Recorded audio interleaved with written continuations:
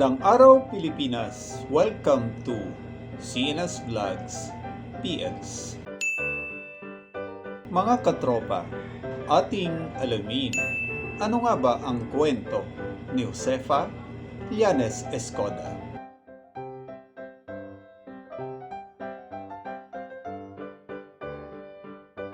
Si Josefa Llanes Escoda ay isang tagapagtaguyod ng mga karapatang pangkababaihan sa Pilipinas tulad ng karapatang panghalalan at tagapagtatag ng Girl Scouts of the Philippines.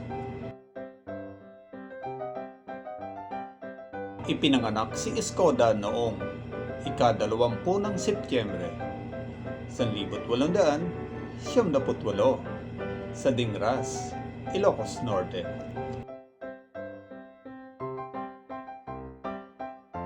Siya ang pinakamatanda sa 7 anak ni na Mercedes Madamba at Gabriel Llanes.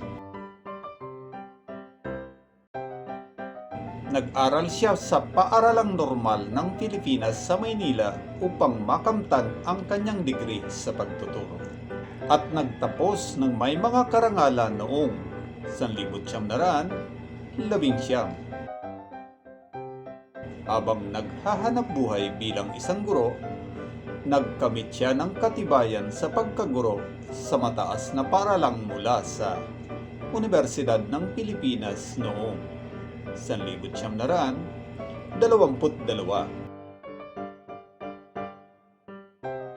Pagkaraan, naglingkod siya sa American Red Cross. Binigyan siya nito ng scholarship sa Estados Unidos at nagtapos doon ng masterado sa sosyolohiya.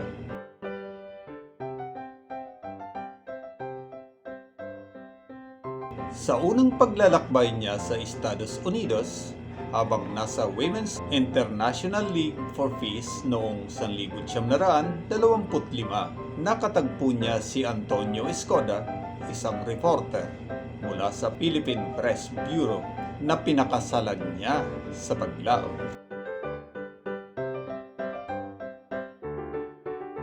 Nagkaroon sila ng 2 mga anak, sina Maria Teresa at Antonio.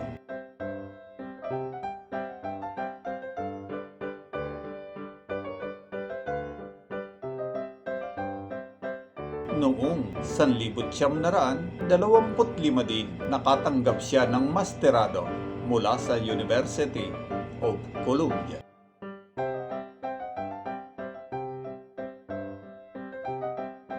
Nagbalik si Escoda sa Estados Unidos noong 1933 upang sumailalim sa pagsasanay kaugnay ng Girl Scouts ng Estados Unidos. Pagkaraan nito, bumalik siya sa Pilipinas upang sanayin ang mga kabataang babae at upang maging isa sa mga pinuno sa pagtatatatag ng Girl Scouts of the Philippines na nilagdaan noong ika-26 ng Mayo 1940 ni Pangulong Manuel L. Quezon.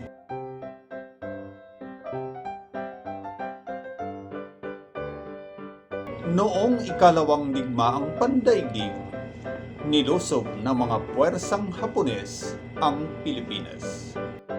Hinuli ang asawa ni Escoda noong Hunyo 1944 at inaresto rin siya.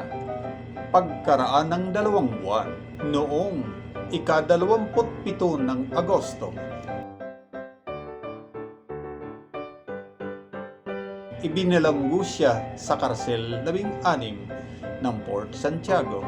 Sa kulungan, pinagkabilangguan din ng kanyang asawa na sumailalim sa parusang kamatayan noong 1944. Huling nakita si Josefa Escoda noong ika-6 ng Enero 1945. Pagdaka, kinuha siya at ikinulong sa isa sa mga gusali ng Far Eastern University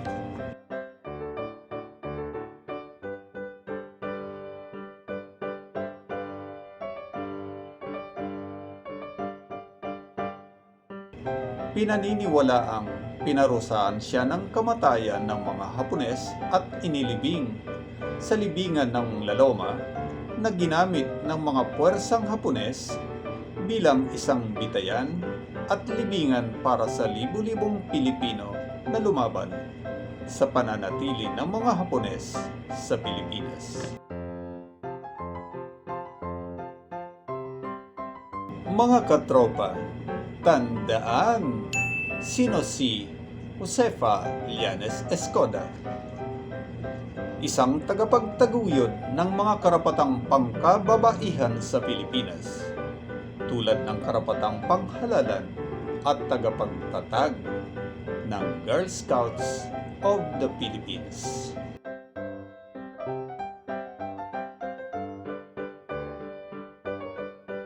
Muli, stay safe, stay home. God bless. Dios Mabalos.